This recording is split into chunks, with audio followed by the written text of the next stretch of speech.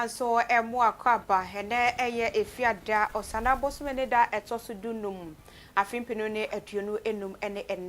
ene so eye na wotwe awie ye frase enne ensem bia mpanifo anope wo mate wo ho agu monten so abobo bi ano a ene anwumre wo mode asoma ye se ye mfa mesomo eno ena ya to din se Paramount News Great Commission TV so ensamwe anwumre nia edimu akotene epi ene se adehye no mo ebia wo mo ewo awiom ede atodwa se ho behia papa se empanifo behwe wo mo kwan a atete ene empo ensam so bridge a eda ho no mo no wo beba abeye ni ye ede ama wo mo Asababa wuram ena ye yo no ekoso dwumadi ahodo ekoso ho no nyina ebeba akire na ede nyina apremo ensam foforo mu enso opanipa wono eye abedi akire ede masana hene Bank of Ghana ede atodwa se 2026 budget agana mampani de betudwa no ene adwuma ebebuso ewom de ma emabuno no wode futuo ama Ghana mabunu se kokoo ya wo mu twaguo se apan entum wantum kase enti wo mu twaguo no wo nyae sanse aban ewo ni sode ho bebri ede ma wo mo Harishima ma anije ensam emo abrantie no Rex wono no eye alata Nigeria ena wodi ni dwuma na sei ensam bi okafa Ghana ho wagina ba bi okan ya ede achepa eni dwantoa abre Ghana de hye nyina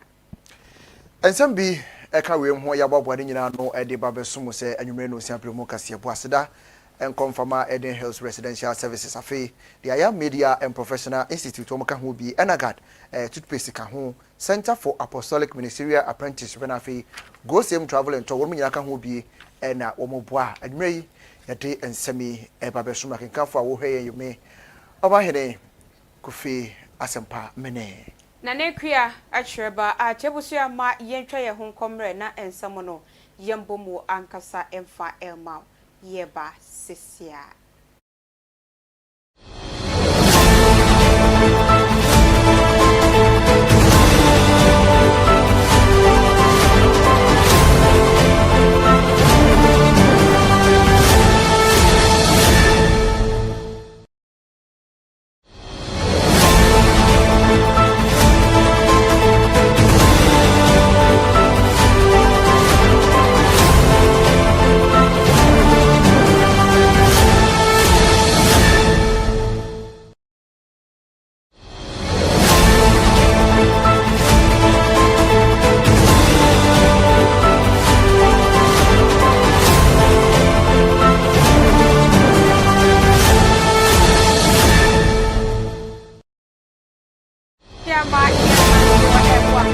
Emra kasie yi eso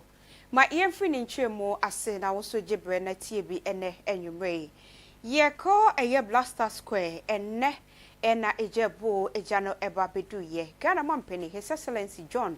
Dramani Mahama eyi nesi honom se eye osana bosmeni da etoso ensia 6 August 2025 empenifo makomako enwotwe ana Defense Minister eka ho epi Dr. Omane Boama ene empo Environment Minister eye onmonyafo muntala ene asrafo miensan ni mpanifo nwotwe a womo enam wiemuhyen so ehwere womo nkwaya ya no ene enna womu emunsia no yebekwakoye womo ewufosom ede ama womo dwumadie no ase ena Ghana mampani ene ye ekasa ye wose atwerenchem we bi nto yeda na no wonsusu nso da se bibi se ebesie na emom enya esi empanifuo yi a womo ahwere womo adehye na se adehye ya hwere womo yi womo ekwei womo eja enkoda ewakire fotuo wo boato hono mahwe se womo ma womo ja womo akire no womo de bebo womo ho bra akosi se womo bedru baabi a womo ankasa ebetimi abo womo bra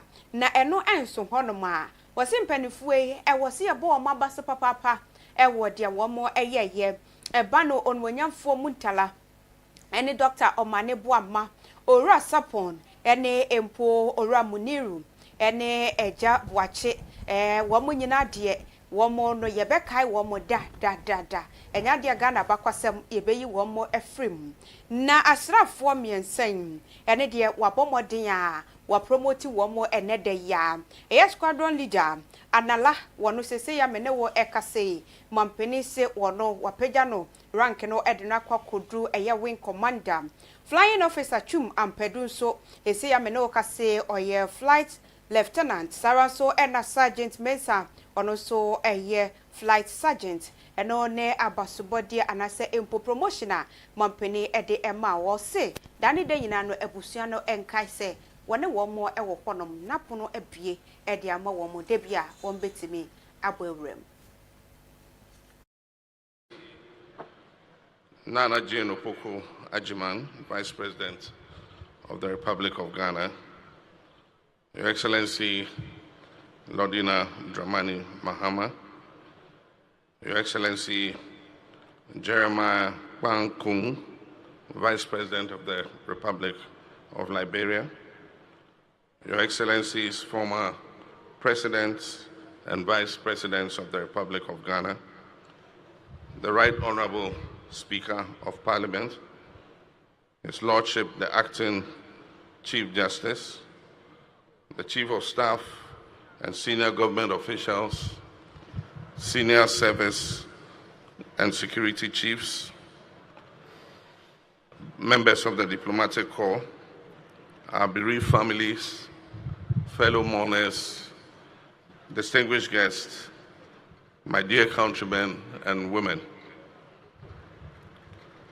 Today's events conclude the state funeral for the eight officers and personnel who lost their lives in the tragic helicopter crash of 6th August 2025. Though I'm sure that individually and collectively, our nation will continue to mourn as we find ways to hold tightly the memories of these men and to honor their legacies. There is no making sense of what happened. Despite whatever technical reasons or official explanations an investigation will yield, a loss of this magnitude and in this manner will never make sense to the grieving heart. What we can do, each of us in our own way, as we try to come to terms with this tragic loss, is to move in the direction of peace within our communities and families, having been reminded of how fragile life can be. Also, we can embrace the vision we shared with our fallen brothers for a stronger and more prosperous homeland. What we can do together as a nation is make sure that the lives of those who remain, specifically the children of our 8 brothers, do not become the collateral damage of this tragedy. Grief can sometimes leave us feeling helpless and disempowered, but we're far from that. So it is with all this in mind that I would like today to announce the government's decisions to honor the service of these individuals and secure the futures of those they left behind. I humbly request the spirit of compassion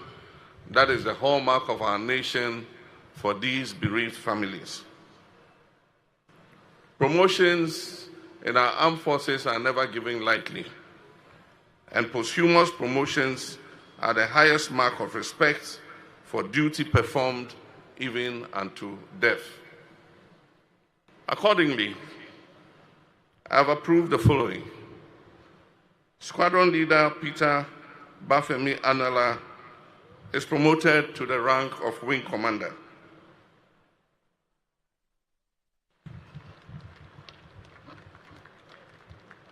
Flying Officer Manan Chum Ampedu is promoted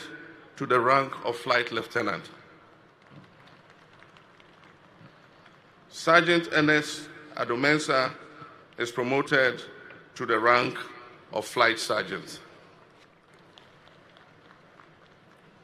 These are not just symbolic gestures. They represent the rightful place these officers have earned in our Republic's roll of honor, and the benefits due to their families will be reflected in these new ranks. The Chief of the Defense Staff will oversee the ceremonial presentation of the posthumous promotion insignias to their families. Our other colleagues who were civilians will be posthumously recognized at the next National Honors Ceremony. The next decision that the government has made is for the creation of a Children's Support Fund for the children of the victims of the state. Yada so akyeremu ewo ayie yoyi emwa na mampania be de akyire Professor Gina na Upuku Agima wono so ekasa wodwumadi no ase na wakasa en wode to so bi a wakyere se enka nadua yi enye da enka wo se yigina babi se ye nemom na enka wo se wo man adwumaden reset na agenda ye da wo mani so ne no a enka wo se omutu hu anamon na wo moye nanso awerehosem ya ato wo man nti enenam so ama nei wo matimi ababesia mu twa homfoni ekyere se wo hwe enipa ahodo ya womo afiri mu a ensi ene anem ne ya no mo de yadwuma ede bo wo man Ghana wose ne titire eye orumnyamfo Dr. Omanebo ama na wonne ta ehia pa di nkomo hwekon mefa so na asra dwuma ko na timagira na so ye pa aboa oman na mo ta ye pa omo otimpo ahodo bi omo hye ya ne nyina antumi amamu amfama na wose wodi hu ya pa sai sa dwumade yi wo mu di ne na ya rehosem na ato oman. I'm aware that what we should be doing is not listening to my tribute. We should all be at our usual activities, throwing up ideas in the interest of contributing to the national agenda. Your determination to succeed was high, your focus unwavering, your resolve unambiguous. Speaking with you, however briefly, revealed your firm decision to use your opportunities for the intended purpose, which is serving our country. I should be making those calls to find out how things are going and getting the usual responses from some of you. And some of the responses would be, we are trying. Our implementation plan is on course. We are making progress. Our strategies need amendment. It's not easy. We are doing our best. And Omani, you know that you and I have an outstanding meeting of the Ghana Armed Forces Council. You and I pledged to take our assignment very, very seriously. We agreed, among other things,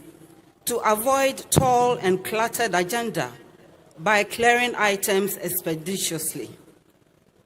You had a positive reaction to the prospect of working more closely with me. I was even more excited by the prospect of learning from you. Yes, this is one more time to remind ourselves that man proposes, God disposes. My colleagues, I wish all of you peaceful rest. I thank each one of you for your examples of selflessness, commitment to duty, and your abiding belief in the ability of our country to be better for all of us. I pray that we can all gather the strength to say and believe with the hymnist that through the love of God our Savior,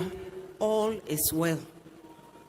I want to share a few lines from one of my favorite poets. That's the Ivorian Bernadette, when he says, quote, "The dead are not gone forever. They are in the flowing water, in the still water, in the lonely place, in the crowd. The dead are not dead. The dead are not beneath the earth. They are in the fire, in the weeping plant."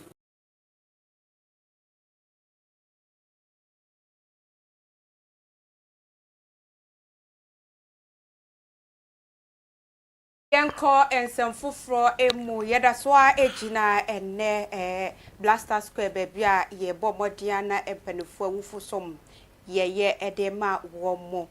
na gana ba shebedwam chiamia okonom kopie mu dwumadie yi ase na no na wose obi enim adechiemu ensem enti se wo ye obi bia bomodian se obetoto neoma eye wokan ye edisi ena no nkofo nwotwi wo musam so wose wono de asam ni siye no na woni Ghana hanom nanso wagedi pa ye se wamukwai obi akra ye se meko aba obi a ewo hono ma wonimu se da no eda no na ebetwoto ede ama no ewo abrabo wobo ewo asase so enti omoniama bi wo hono mo kra na wo mo antutu anwie de obeka yina ne se dane da nyina no wakoye nimpai owuo ewo hono mo ede mawo enti wo bobra se ye abaye dwuma na wo ye eye ankrankra dwuma na wo ye bibia wo ye asori mu eni baabi a wo behuhu bia no omodi atoto onioma se dachi bi no wo baabi ekọ na no eto sana wo so ahunu se wabo ho asie ye konkotie eye owura Alban Bagben Kingsforda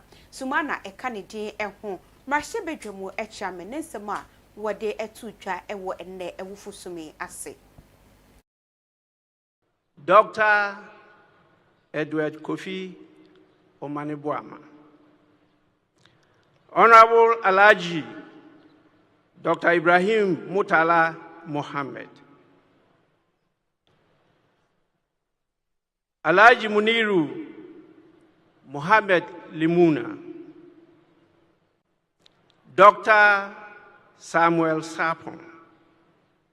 Mr. Samuel Abwaje, Squadron Leader Peter Bafemi Anala, Flying Officer Manim Chum Ampedu, and Sergeant Ernest Ado Mensah. These gallant men were the very embodiment of Ghana's highest aspirations. They were the loving hands that cradled children, the wise voices that guided families, the charitable hands that fed families and whole communities, the compassionate hearts that uplifted our dear country. Just days ago, many of these fallen heroes stood among us, united in grief as we bid farewell to our dear friends and comrades, Kobina Adekoka and Sampi Yale. Like us, these fallen heroes came to honor the memory of their compatriots and to say goodbye to comrades they cherished. None of them imagined then that their end would follow hard on the heels of Adekoka and Sam Yale. This cruel twist of fate has left me heartbroken and heavy with sorrow. As I lay these fragrant blossoms of memorabilia on their graves to signify their impactful existence, let us take cognizance of the fact that they were once ministers, gallant soldiers, whose visionary policies sowed seeds of progress, that we once had technocrats whose expertise steered our nation's course, that dear colleagues, parliamentarians once lived, whose interventions sparkled with insight, and that 3 courageous helicopter crew members once existed who served with diligent dedication all their final briefs. The heavens may have claimed their mortal forms, but their legacy remains etched in the laws they championed. the institutions they strengthened. Nto aso na yenkoya nim na ayeyoyi eguso ekoso ne semtwofo ene nsoafo yi a wohwe amanone nsem so wonmunyamfo Samuel okujato ablakwa ebonkobo eno ana wormo bisa ne sesei na ade ya sisei no oku ene ya na mutuo ya na mampani eguso etu ede afafo magudi etuo ya emfamra kwa so ho no mampani beja ya na se we mamomfa samba enya de mampani gya nne no wagya kina na wo de montwen ema ye nkrakura sampanifu ye chi enwie woko bi ya mampani be swai pa wo galamse yiso no enye konketwa first said no wasi ye no no wo krokro wom sesei wo ba na pabne so pa na wo ba beko e de etie wo sanse se yesi munyai na se munyai de a ene ye nyina de ho bagimu na ya yire mo pa kete awu matumi agyae sanse se so se ya emfa enu nti wase ba mampani ba no wo mba na honkunu so wode ne se ebofo maka ne takrema so ahwe mu se wodwalla dwumade no mbedi no ano be de ne papa etimu a munyaa galamse etuo yi a musu munyaa no muntwen mo pa no mu ba. I can confirm to you that you are going to see a fight that has never been witnessed in this country. President Mahama is going to lead a very ruthless and relentless campaign against Galamsey. He has not minced words at all. We had a brief cabinet meeting earlier today, and the president was very clear. There was no ambiguity that he will be leading a war that we have never seen to deal with this canker, this existential threat, once and for all. Thank you. Thank you, sir. Thank you, sir. Wish you the best. To help us with looking at the black box to give us an investigator. Have you made any contact with or anybody reach out to us, the international partners, to help us get to the root of Chinese? Yeah, sure. I can confirm to you that on the instruction of His Excellency President John Dramani Mahama, we have formally requested the Americans to come in and assist. We all know that they have considerable expertise when it comes to these matters. And so the indication we have received from the Americans is that they are very much willing to assist. We think that it is important to bring in independent experts to ensure that the outcome of the investigations will be acceptable to all, so that there will also be confidence in the process. Nobody has anything to hide, and it is important that this process is done in a very thorough manner, in a manner that will be at par with best practice, the international gold standard. That is what President Mahama wants us to achieve. So I can assure you that our note verbal has long been issued. The Americans have responded, and we are expecting the arrival of American experts soon to help us with the investigation. A year and a home and some na yenko and some fufro emu. Ye kodia na ye boy evra edwadie ene eho ensem emu na ene yada World Bank 9 Ghana economic update so ewo ahanom Ghana heya na etwasema na edaso or say addressing labor market challenges and opportunities in Ghana's economic landscape. Na Deputy Finance Minister onwenya for Thomas Nyanko Apem okopia mudwumadie yi ase ne kasemu ena wodi to dwa se ebi mu eka se empoye ba beto 2024 abai na mabunu nani so ade hunu nyina ne se mampani John Dramani Mahama wofo abenya ya adwumade obebo bia to honom ama mabunu enya bi aye wo se ensema mampani kan ye no ba kokro ni honom a wo beyi efrim di okan ye no wo beye ni nyina ede ama Ghana fo wo se nanu yada ena ye bo modin a nwadi ahodo ye pa ahontoma ene adwuma wura Codes program any de ka ho ni nyina no mampani apa ho toma na de dekra ni se 2026 budget ye de beto dwane de ene obi anhwe anim wo afa ne wawie school wo afa kra na wo ko school ne de ba nyina no ho adwuma no mampani wode ni nyina beto dwa e wo budget no emu enti obi antam kuchu wo a wunyanya bi nyeye no mampani wo ba mawo eye den a hwie be adwuma ni bi beba na wo nso wanya bi aye. depends on successful implementation of stabilization and recovery reforms. Projections for the medium term include GDP growth returning to its potential of 5%, inflation subsiding toward the Bank of Ghana's target range of 6 to 10%, public debt reaching sustainable levels, provided fiscal discipline is maintained and external debt restructuring is completed, and most importantly, a stable macroeconomic environment will be the foundation for robust job creation and economic transformation. However, this outlook is conditional on Ghana's ability to manage risks by keeping momentum and steadfast implementation of the reform agenda, completing external debt restructuring, entrenching fiscal discipline, reducing fiscal liabilities from state-owned enterprises, especially in energy and cocoa, containing inflation and exchange rate volatility, and navigating external shocks such as commodity price fluctuations. We have also commenced the implementation of interventions that will provide direct skills and jobs to Ghanaians. The National Apprenticeship Program, Ejumewura, and 1 million CODES programs have all been designed to build a skilled workforce and create dignified employment opportunities. Towards this objective,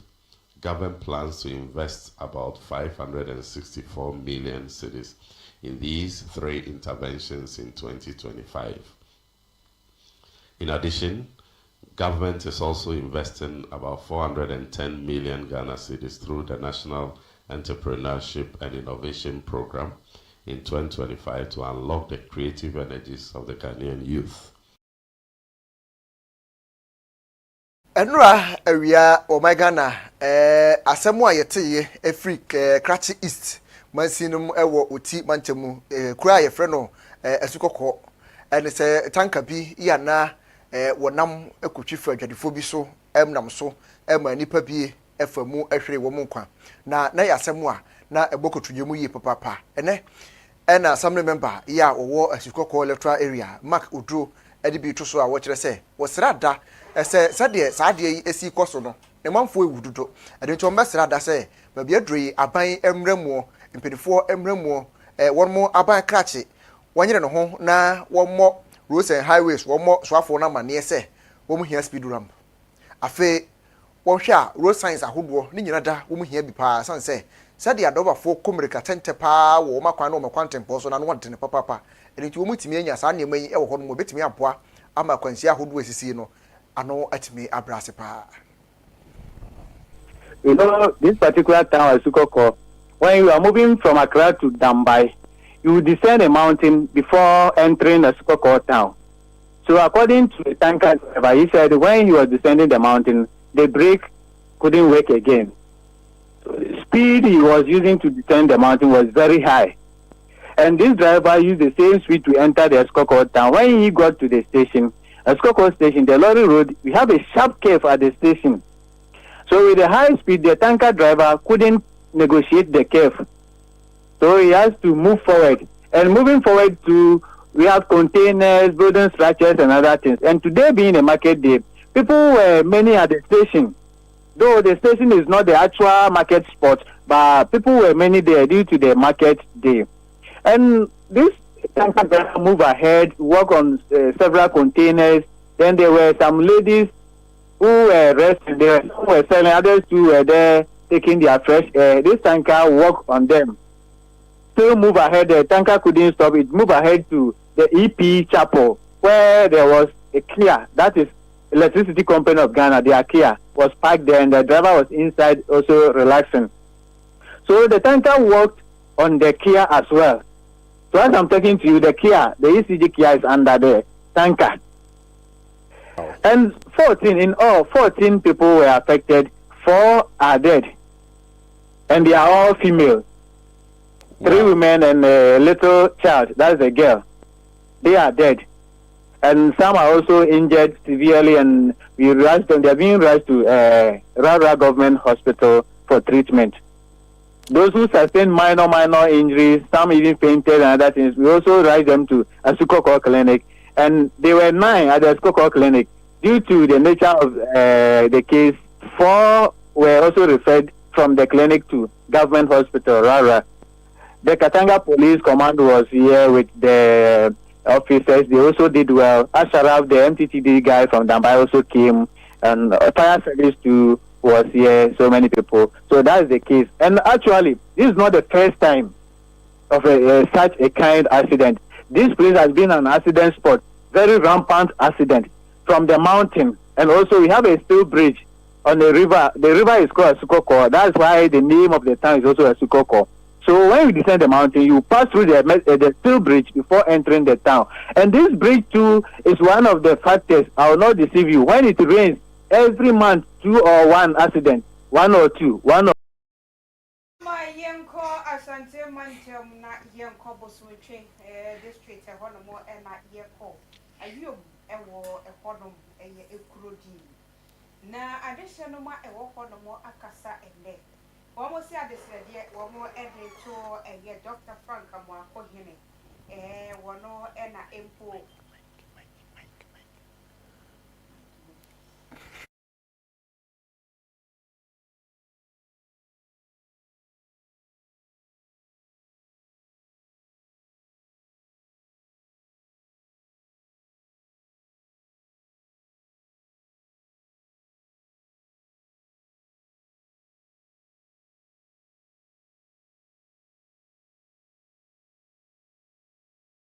Enko ye potem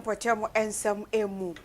ye ko eye bosomtwe mansi no emu eno ewo Asante Mantam na ekura ede ahwom ene wo mo ede adesrede eto wo mankasa Mantam musuafo Dr. Frank Amoakohene sanso ena empodisi yi ede ma wo mo ekire mu a so bepie mu ewo honom eye ensamso a eno no wo mo eye uforikrom ene bosomtwe honom no eda wo mo ntam no wo mo ekire mu a enye enne se wo kwa wiom na nyame anye wadompa na kofa saa eye twene ne so na nyame anni wafofidi a na kyese enkra na woni abusua no edi no wo mo kwan so nye esuo kwadia na ne ko wo mo ebre entianimanimu ya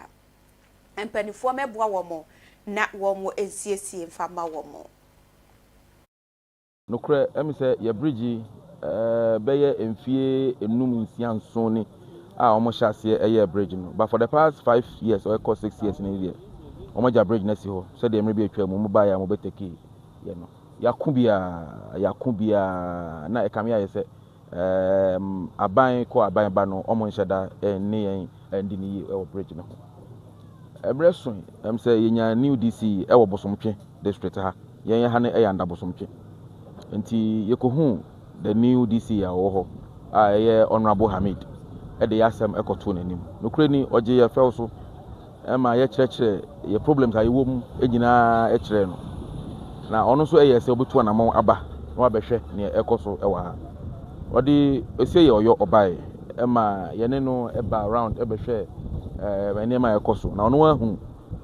how na ye fam e wo ye kuro iso e wa ha nti wo ye se na fam di obetuma ye de aboaye no obeye e de aboaye ti on se wo hwɛ feeling ni so a anwane fi baabi nti krona na san provide latrite ye de eye feeling no nti ye hwɛ a krono abon homoden nipa atim abon homoden sesia no ya homoden no ya apem nti yegusu esre kroma bia o wa ha ontua ne de no se omomoden na omo emoayen na omuntumi ntua bi ne yentumi ento mofu na yentumi ntoa so enye adwuma no na ya san so de adesrede ato aban empanifo anim ne titru ye DC regional minister so mu nyina meboa na senke yetumi fele bridge awie na ye kwan no kora aka ho a ache senka ma bibia no ayefe entem uhwe videos ahodo ya circulative wo social media so obehwe na emrante na bi twa kokogu ubu o se kura na wo de ne de amagaram sefo se muntu munya kakra mo de mo matafre saa na ekoso a na enam se won mo kire se de aban eye so obetu kokogu mu bum de amom no wo ma nhunu ne saa enam so ama mra se bedwane de ma wo manfo wodoma west orokro na esan board member de ma Ghana Cocoa Board oronyamfo Vincent Opon Asamoa de afutuo ama maburu nyina se wo monhwe yi pa ene kokoo yi a wo mu etwaguo no sanse emwa kra na ban ewo ne suade hunu kese pa edema kokwa kuafo mo nyire wo ho na wo munye kua na sanse adepa wo mu so mutumi ye kua na aban ani suade hu wo ma wo no sei bafu wo betumi atwa so apa na nema nyina atumi akoyi ama wo wabetwa koko agono wajapade pa na wotwa agono gold na dia me se bebre no ba yesi o ye ba betu gold ene ya yino matutu koko no mato sikare de ma want man who sikana o life ano ba koko no ye didi so ano ana nyina ye ko school papa koko a o de hwe school no still our mother so didi sa koko no so koko ne japade number 1 eti no obi ba no bedada so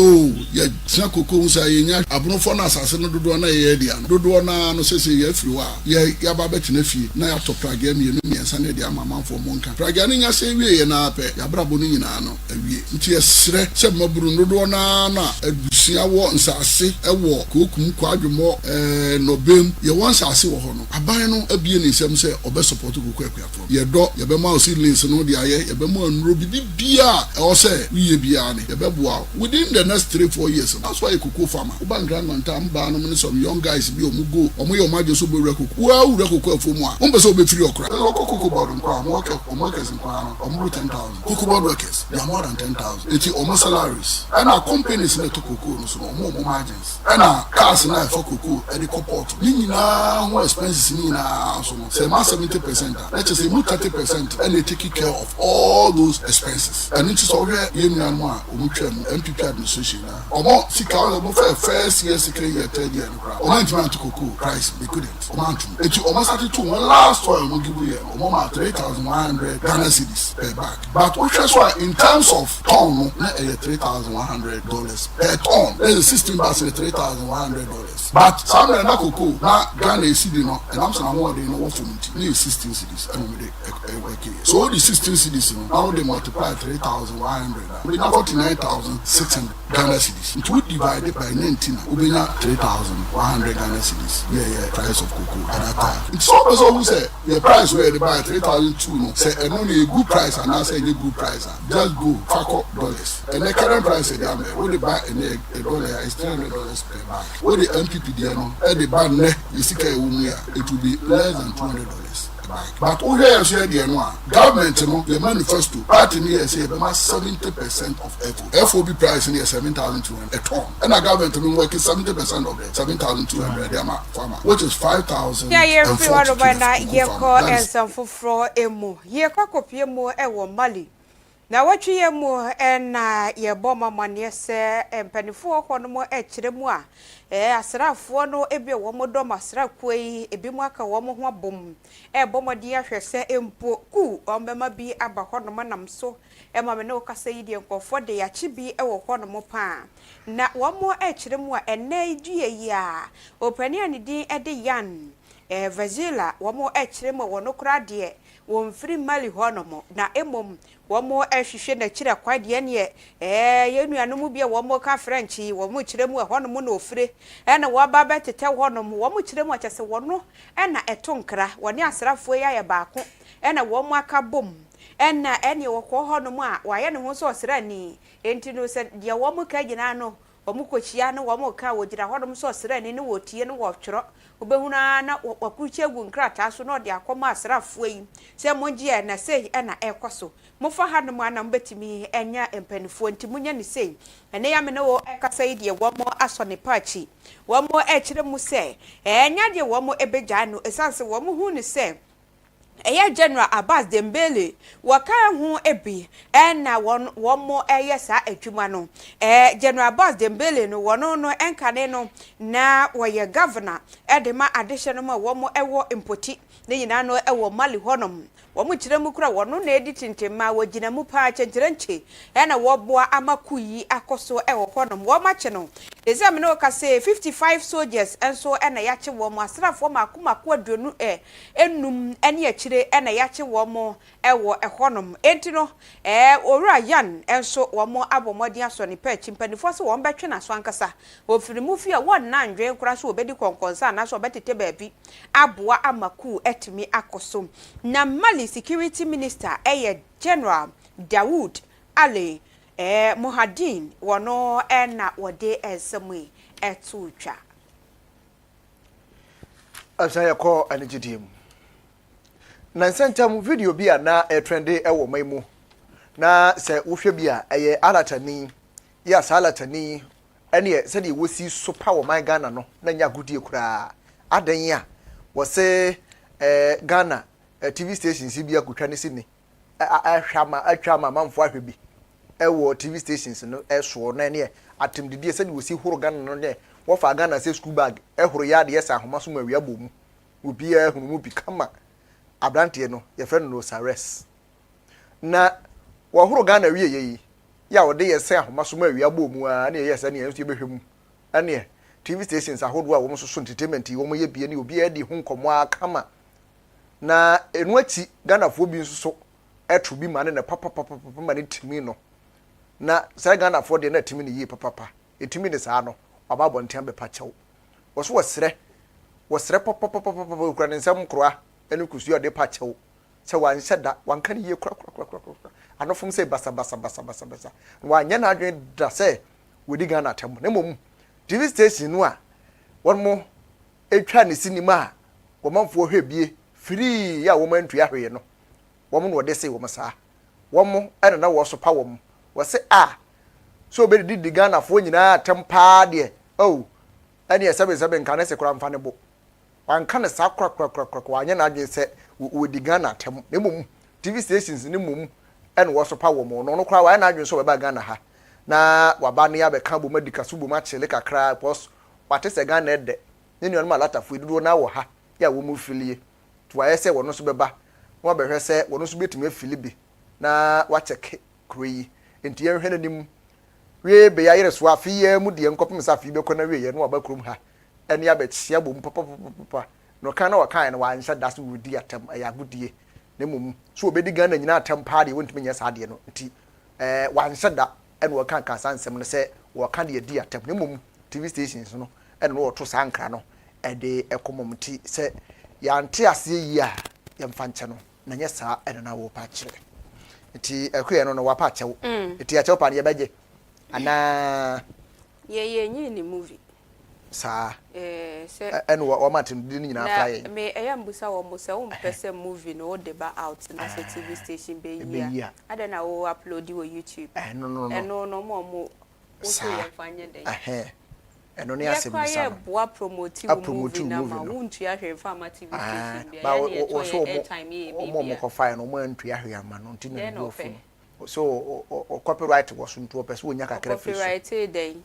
but mden de yem fa nche ne mom se ye nso ye boa promotive how you am ho no Nigeria ho no no how many TV stations na yi Ghanaian movies wo na enwa no ye cry ye onuado ala for ye na motor center for nte ya be na ye ntwomu si ne bi ye so ye be hwe de ye be hwe ye de ne ye hwe a be di atemu fa mu na mu wi akogina social media se ye pa sa be pa chew dabi ye be ye de wa haya